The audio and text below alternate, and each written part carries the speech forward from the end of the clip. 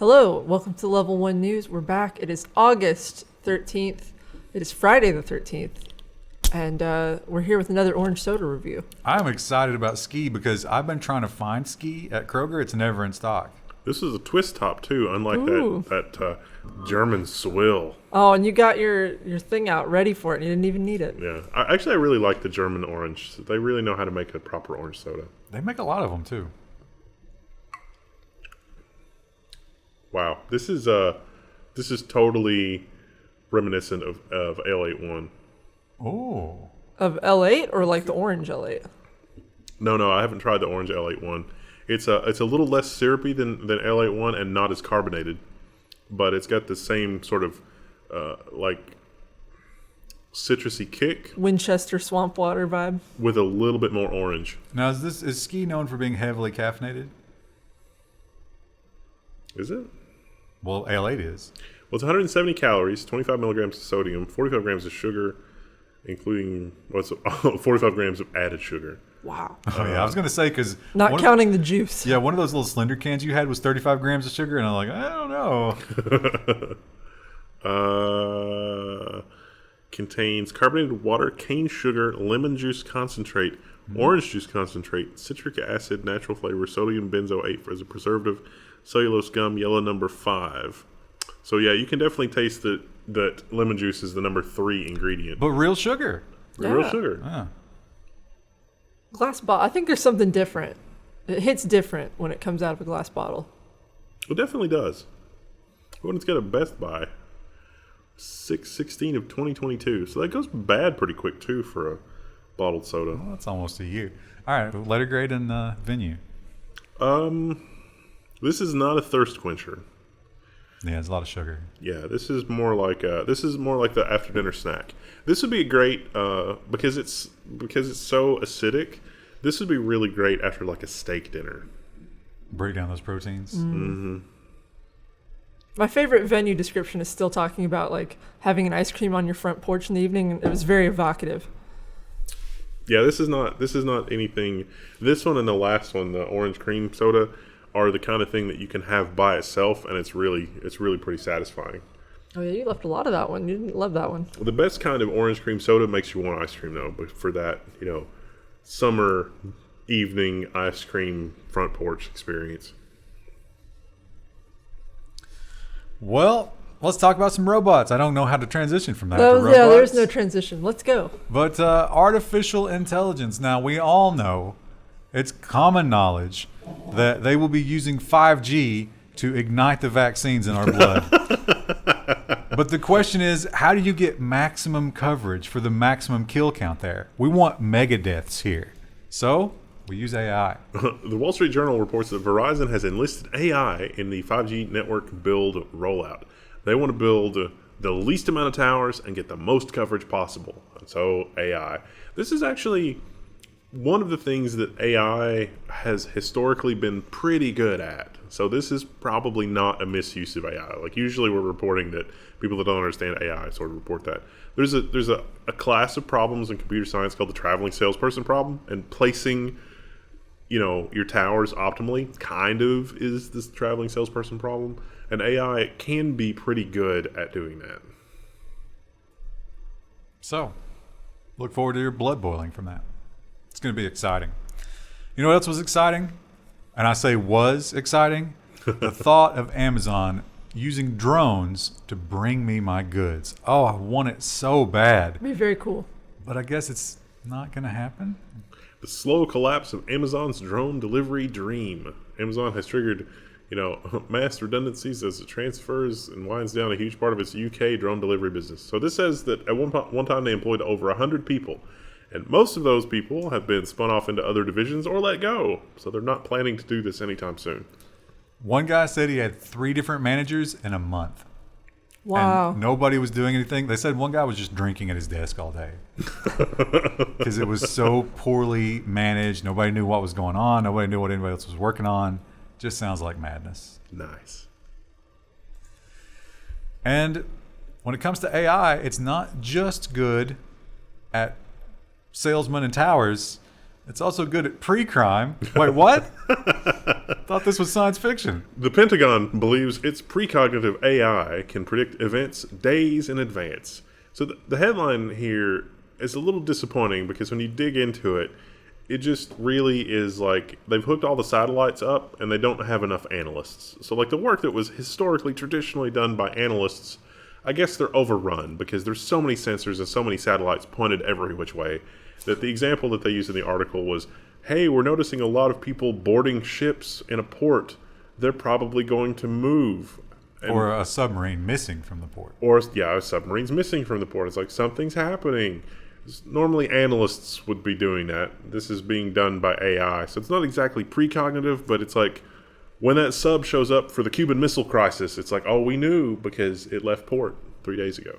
But isn't that the case every time we have a mass shooting or something like that? They're like, oh, yeah, we knew that guy. Yeah. We didn't do anything, but we knew that guy.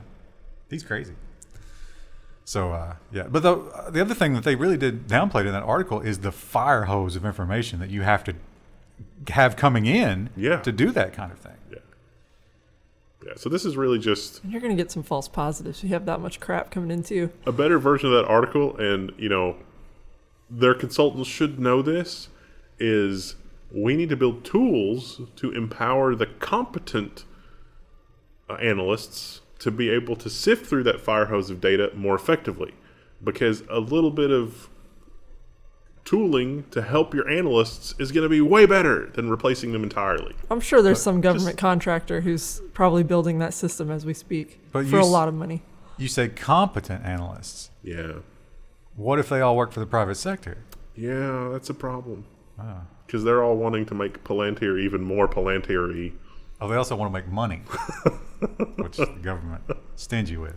They only like to spend money on themselves, and not. I don't mean their low-level employees when I say that. I mean the lawmakers and their constituents, of course. Well, this headline, if you're a regular viewer of this, or if you just keep up with the tech news, you're probably saying to yourself, wait a minute, I remember this going the other direction. And yes, it did go the other direction in America and subsequently several other countries. This guy just kept going to new countries till he found a sucker in Australia. Australian court rules that AI can be considered an inventor on patent filings. I can't wait for goldfish and cats and bonobo chimps to be considered inventors as well. You could argue they have more cognitive power than some AIs, right? Yeah. Easily. Wouldn't we have to create like a minimum AI competency level to measure against? Would your cats beat it, you think? Oh, Rue God, would not. No, my cats are so stupid. No, all the patent lawyers are correctly predicting that patent trolls will use this to just patent things that will be immediately obvious to anybody that's building things in that space. It'll be like the what's the name of the Apple app that gets you out of speeding tickets and everything else in the world now? The Robot Lawyer app. Yeah, that's a good one. I can't remember the name of it. Do Not Pay.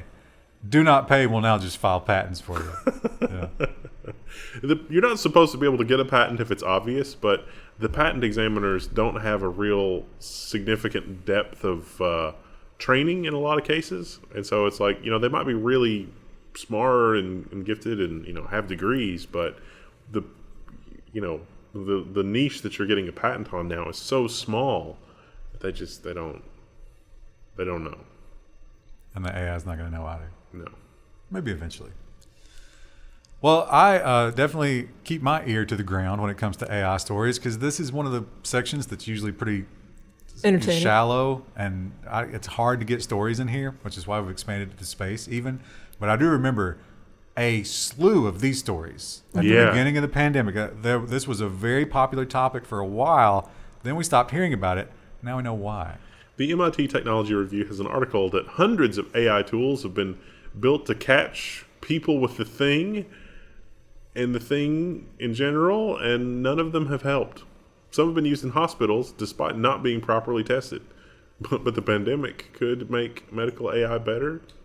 I mean, that kind of makes sense because your initial symptoms with this thing are pretty, like, benign. And then sometimes they'll worsen. But, like, you can't, if everyone has a fever, like... I remember one in particular was, like, who should be on a ventilator. That was one of them. Yeah. There was one we did a few weeks ago where it was like they were letting you into the mall. based on like if you had a fever and some other random criteria. Well, that was a robot at the door, though, wasn't it? Yeah. Yeah. I think that's a little different, but also ineffective. I don't remember that one being all that good. No, it wasn't, I don't think. So, yeah, turns out AI can't do everything. But it can do a lot if you install it into a robot dog. And when they started selling the dogs, everybody was like, what exactly are we going to use these for? And I believe we said terrible things. I think that's Here on we record. I believe that I called out cataloging the homeless. That was one of like the joke random things where it's like they'll just wander around and scan all the homeless people. Did you get his? Here we are. Did you match it as closely as iris scans? No, I did not. Oh, well, then you failed. Robotic police dogs, useful hounds, or dehumanizing machines. So they've got Spot. They've outfitted Spot with an iPad or something and an iris scanner. And so it's going to go around and scan you. It's going to check you to see if you have a fever. It didn't say what happens, Exterminate. But it's only going to check certain people. You got to be specific about that. Yeah, and it's going to catalog you if you're homeless. Yeah. So if you're on the street, and I don't think it has to get that close to get your eyes either. So you might not necessarily know why this robot dog is pointing at you for a little bit, but then when the goon squad comes to, hustle you out and lock you up somewhere, you'll know. I can't wait for the RoboCop style, submit citizen, and then it scans your eyes. How long before, the homeless recognize that the robot dog is a snitch and start knocking it out when they see it on the street? Yeah, but it's got that camera. It's Couldn't you destroy where it's riding to? I guess if it's riding externally. I want you to think about payphones and payphone booths. Those were really popular in like the 60s, 70s, and 80s. But something happened in cities, and they really, really had to armor payphones because people would like rip the payphone and just wanton vandalism. And so we built these amazing like super armored payphones, and that's the thing. But imagine doing that today. The amount of raw materials and metal and stuff like that in there. It would actually be cheaper to just log literally everything, to put a microprocessor in a modern payphone than to build a payphone that indestructible these days. So if it's cheaper to just surveil everything and arrest people after the fact, that seems like we're headed in a really scary direction. Yeah, but what about that Minneapolis story? Yeah, I mean, that's basically, it's going to be that for everybody. It's like, That's too far. That's too much of a sacrifice to make. Yeah. It's crazy, though, and I think about this constantly when I watch those YouTube videos about Japanese vending machines. Those Japanese vending machines, some of them are from, like, the 80s, and they're still running, and they're totally vulnerable, but nobody messes with them. They don't have that vandalism problem. It's cultural. Yeah. What is it about us? Something has gone very wrong. We nuked them, and somehow they weren't affected by it. How did this happen to us? Maybe we need to get nuked. Netflix is making a documentary, and so far I haven't seen any backlash to this, but considering the Blue Origin launch and how people really turned on that, don't you think this will? Yeah. Yes. I think people are going to be angry about this. Netflix announces SpaceX documentary on civilian mission into orbit. I'm surprised that Netflix is not doing a parody show that's like the one... they've already got a really hilarious show, Space Force. They made a show just called Space Force. Yeah, I'm surprised that there's not been another one like that, where it's like the IT crowd, where Renholm's in charge, but that's kind of like an Elon Musk type character, and it's about the SpaceX stuff, but it's like the IT crowd. Oh, man, that would piss him off. I think it would be hilarious. Now, this guy did get in front of it a little bit. Now, one man is paying for this trip, but he's also making a big donation to the St. Jude's Children's Research Hospital, and he's kind of crafting the whole trip as like benefiting the children. Yeah. Will that appease people, do you think? I think so. It'll help, I think. It's better than going up there and then when you get back saying, all my Amazon workers paid for this. It's like, oh, tone deaf. So I guess the proceeds will also go to St. Jude's. So the 15th of September, him and two of his buddies. I mean, this is an amazing troll, if nothing else. Writing my name on the SpaceX Falcon 9 rocket will take me and my crewmates into space. I'm surprised that image hasn't been photoshopped yet. Now, if that blows up on the pad, do the St. Jude children still get their money? I hope so. There should be an insurance policy for that. Like that should go into escrow before they go up. Yeah. For sure. Robots are drones are being used to search for things. Krista, that's a big forest rescue thing, isn't it? What, using drones? Like if you get lost hiking, they'll send the drones out for you these days. Not really. Not in our No? area. No. Because we don't have any. I'm pretty sure I've seen stories about that. Didn't they pull Not somebody here. off of like Yellowstone with a drone or something, or find them? I'll say maybe out west you can do that. Here we have so much tree cover, like it would be not particularly useful, I don't think. There was that one where they found the dude with the drone, and then they flew a helicopter in, and the dude with the helicopter is an incredible pilot because he's got the, if you get the helicopter too close to the rock face, the blades are going to go into the rock face, but the dude's incapacitated, and the helicopter dude is just the most incredible Threads pilot that ever. needle. Yeah. You ever see the helicopters where they'll do this in a very fluid motion too. They swing over, dip into the lake, Yeah. and then dump that on a fire. Yeah. That is skill. Yeah. That's amazing. I bet that's so much fun. Well, minus the, I have to take care of this giant forest fire Well, part. listen, you can have fun while doing your job, right? I saw this story, and I couldn't think about anything else, and I'll share it with you after the thing because Well, it was very distracting. Right. So I mentioned the drones because now it's not just in the forests and on land where the drones can find you. With undersea robots, an Air Force Navigator lost since 1967 is found. Recovery mission off Vietnam's coast showed how advances in technology have given new reach to the Pentagon's search for the American war dead. So they found the remains and they sent them home. Sorry, I didn't mean to bang the mic. They sent them home, and it's a feel-good story. It's really great. I really want to see Discovery or Netflix or somebody fund one of those like searching for treasures reality show groups that have a bunch of robots that are searching for like Spanish gold or something, lost gold from some country that's not going to like try to claw it back in the open ocean. I think that would be an incredible TV show. I think they all try to claw. Isn't it? The rule is they get most of it. Like if it's a Spanish galleon and they're like, nope, we're Spain, they get it.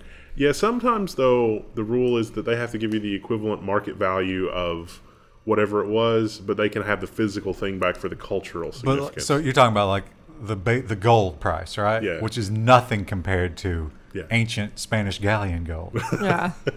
Yeah. But it's interesting that there are a bunch of shipwrecks that people have been looking for decades, right? Yeah. What does it cost to have one of these guys running 24 hours a day? I mean, if the spot robot's only $70,000 and you're a professional Oh. treasure hunter, it seems like, dropping $250,000 on a bunch of robots to look for gold would not be a big deal. Although if you lose signal, Yeah, you're What are you gonna screwed. Well, you just put a fishing line on every single one of them so you can pull them back if it's that bad. but then they're going to get all tangled up. No, it's good. It's good software. That would be really lucrative too if you could pull that off. What if you sent them down there with fishing line to search, and then as you pulled them up, there were just sharks hanging off of every line? I accidentally made the most attractive to sharks robots ever. We made a It's really a good. short list, but made a really ours is good- at the top. We can now fish sharks with 100% accuracy, but it costs $70,000. Call Spielberg. We're gonna make Jaws 8. But the success of Jaws was that the shark wasn't in it. And we now have a date that some people at the desk have been waiting for. And she says she I mean, tries. I'll watch it, but She tries to tell us that she's not hyped for it, but she's so hyped for I'm it. cautiously optimistic. Amazon's Lord of the Rings series will premiere in September 2022. Now this cracked me up because I sent you this image earlier well, this week. not only that, but you were like, based on the trees, I believe it's going to be this time period. Yeah, yeah. So what about these trees tell you? Okay, so scroll down and then you have to show the audience if they're watching. Is this and they're not the just picture? listening. This is the picture, yeah. So this just looks like a city on a hill, right? But the reason we know what city it is if you look in the background there, that lens flare is not the sun. Those are the two trees of Valinor. That's Tyrion on Tuna. Oh.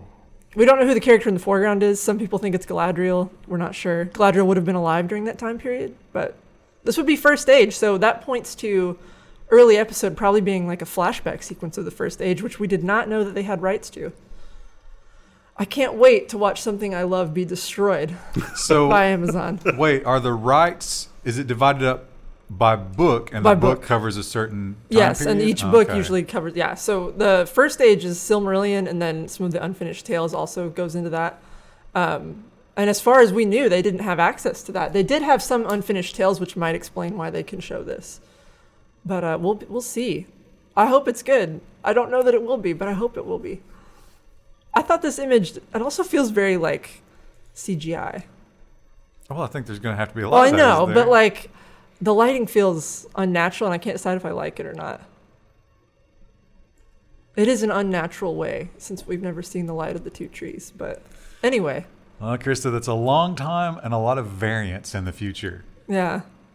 Although, how much do they have? Are they done filming now? They're done filming season 1.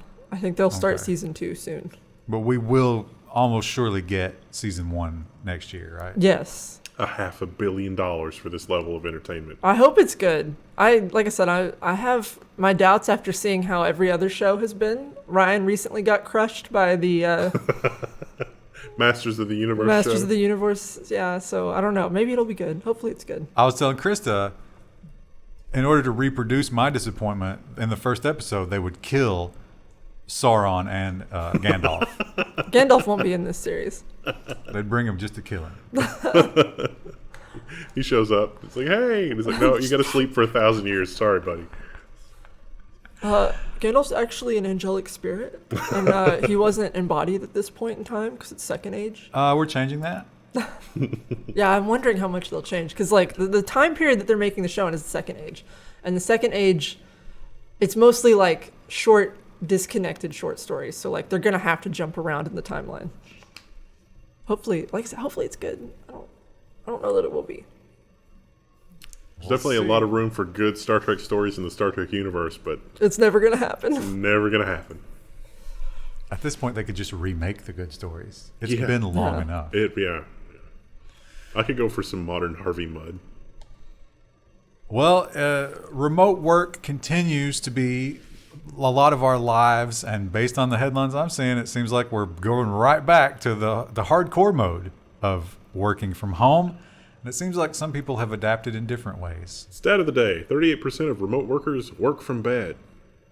Yeah. I would find that very difficult. Yeah. How do Yeah. you mouse in bed? Well, I guess if you're someone who does like email stuff, you could probably type in bed pretty easily. But like I'll send emails from bed, but I can't work from bed.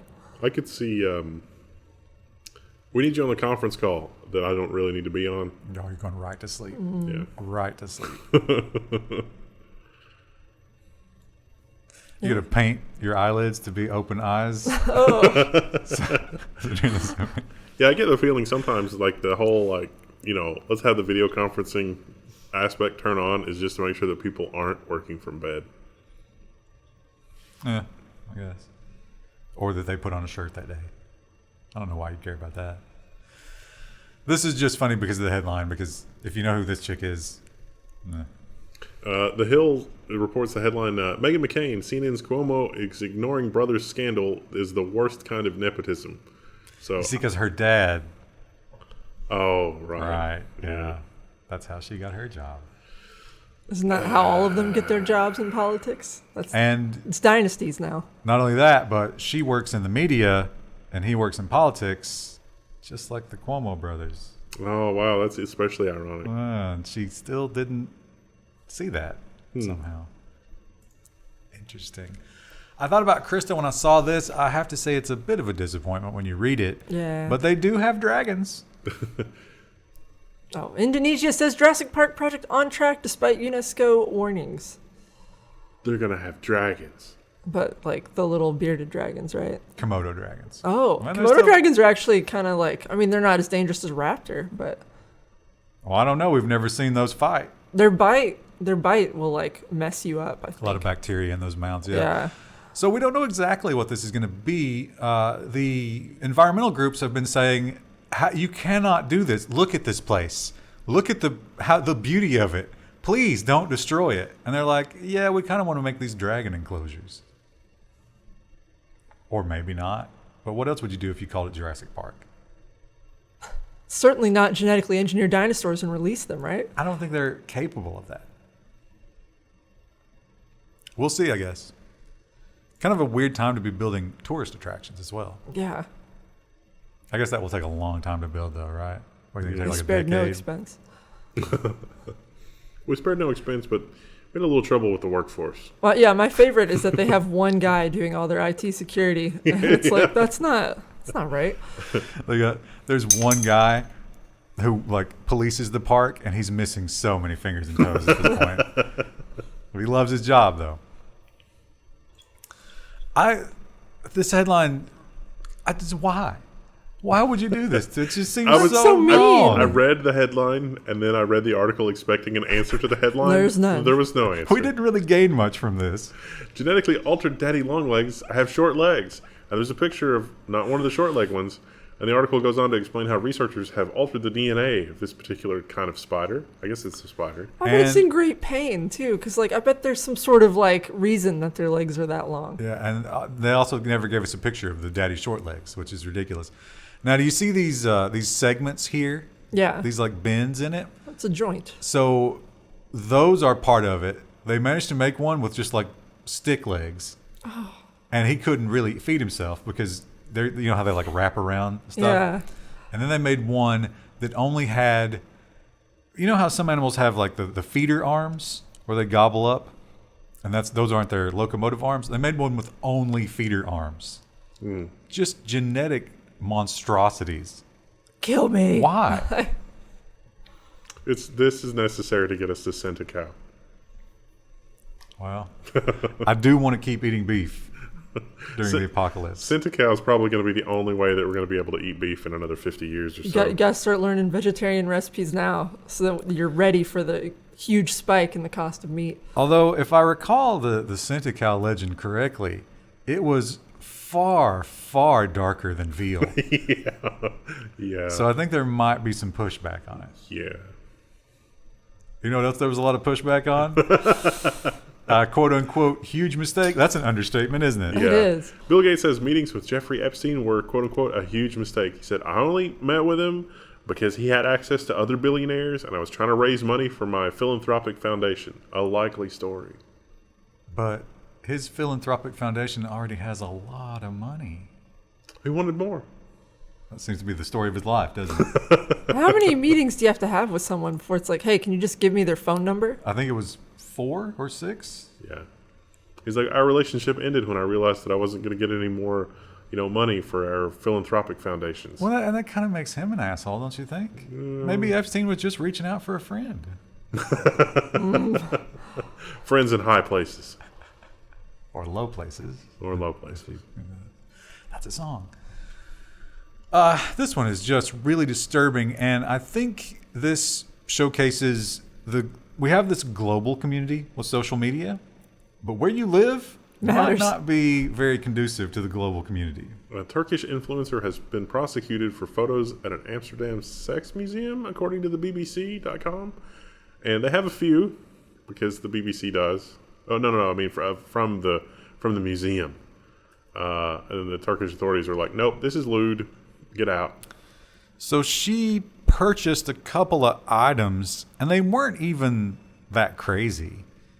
I think it was just like some snacks, maybe shaped like something risque. Yeah, it was like, who hasn't done that at a bachelorette? Look at this funny thing that I found online and/or in this museum. That's not much of a museum, is it? No. Well, I guess they can't really advertise Well, I guess it's Amsterdam, though. I don't know. Also, there's no space.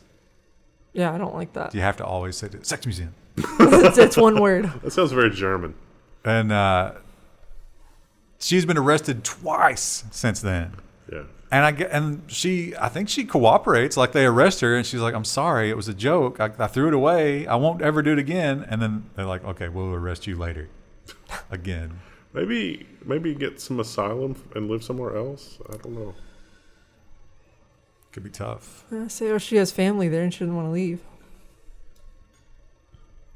She could probably find herself a green card husband pretty easily. She's quite the looker. Maybe we should explore that. Or maybe just don't tweet. Things that can get you in trouble. Yeah. But I mean, listen, I curb my speech every single day because I know I have to fit in the world. That's true. It might not be perfect, but everybody does it. You have to do it. That's just the world we live in. That's true. Woo! I found this one hilarious. I might be alone here, but I think the answer to this question is field hockey is probably one of the most boring things in the universe, right? The Olympic cameraman has stopped filming field hockey to focus on a cockroach in the game's final minutes, baffling fans. Oh, there he is. So the cameraman saw something moving, and it was like, "What is that?" It's like, "Oh, it's a cockroach."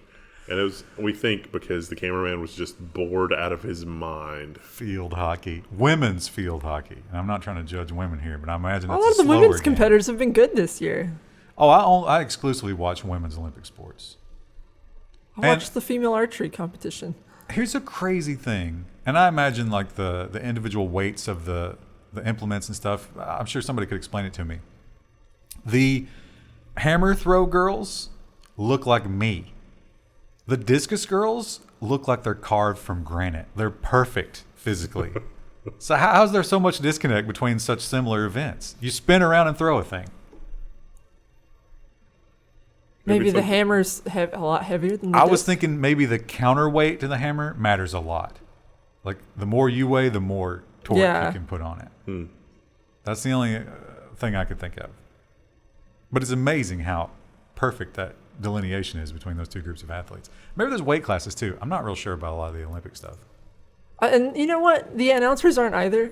No. I watched a synchronized swimming event, and like it was clear the announcers knew nothing about the sport, and I was like, "Well, this is kind of disappointing." I've also Hired him seen off Craigslist. Yeah, I've also seen several of those NBC clips on YouTube where there are no announcers.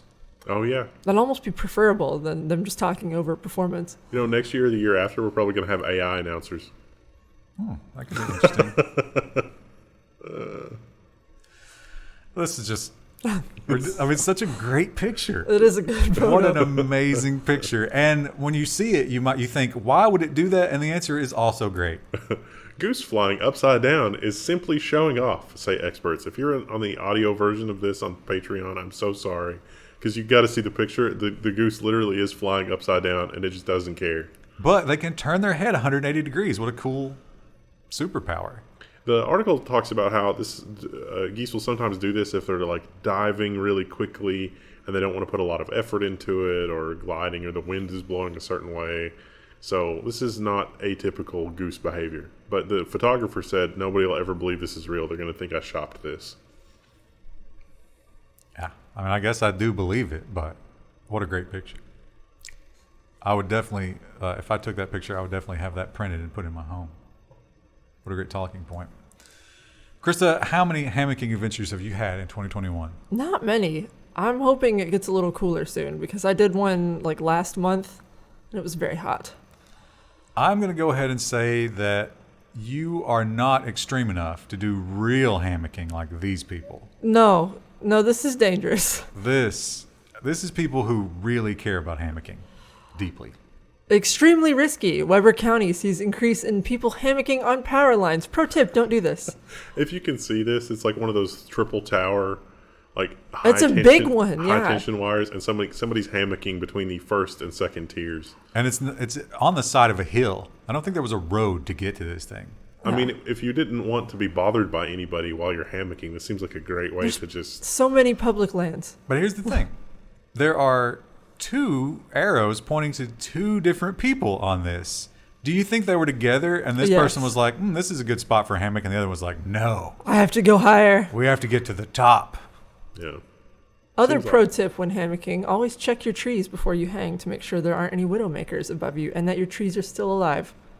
How And do don't you- hang on a power line. How do you check a power line for widows? You don't. You just don't hang on them. Pro tip. That guy's so high that I doubt seriously that insects or anything would bother him up there. I guess. They also say don't hang higher than you're willing to fall.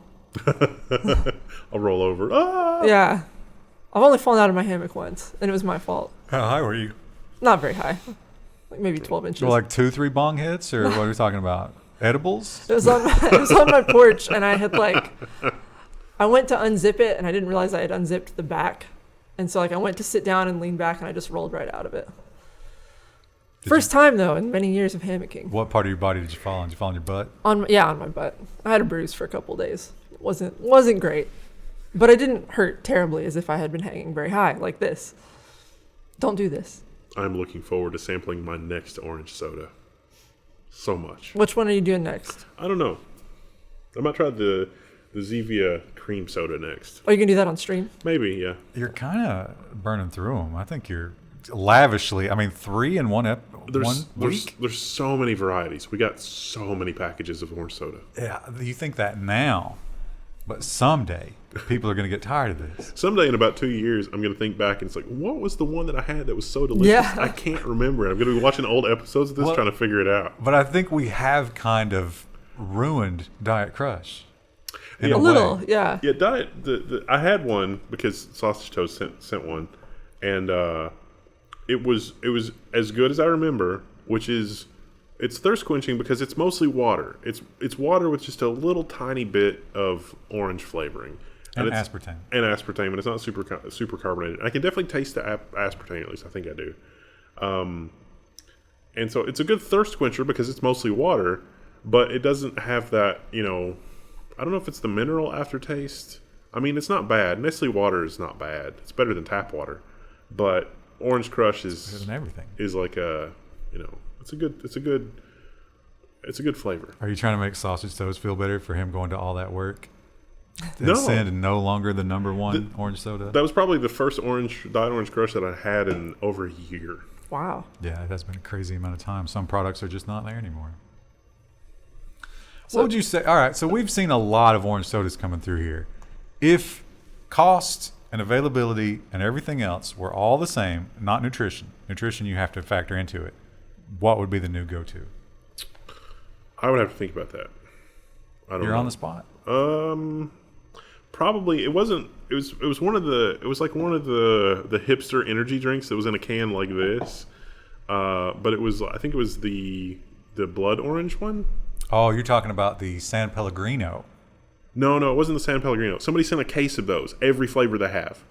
So we'll have that next week. Well, they definitely had a blood orange, so it's a different blood orange. Yeah, it was like one of the Energy Plus or something versions of this that was blood orange because it was. Oh, I think that was a Winthrop one, wasn't it? Yes, Yeah, I think I remember so. which one you're talking about. I'd probably go for that one because it's a good thirst quencher. It's not over the top with the flavor. Probably that one. Somewhat disappointing that we're recommending it, but we don't know the name of it. Well, we'll have it next week. There's an extra one in the fridge. Or check out our Twitch stream at twitch.tv/TeamPGP. Or prepare your own shipment of drinks for possibly doing a bracket. Choosing a champion. Maybe we do that on the Drunk News for Christmas. All at once? Yeah, no, I'm thinking this has to happen over. Like, we'll have one matchup either per news show or per week.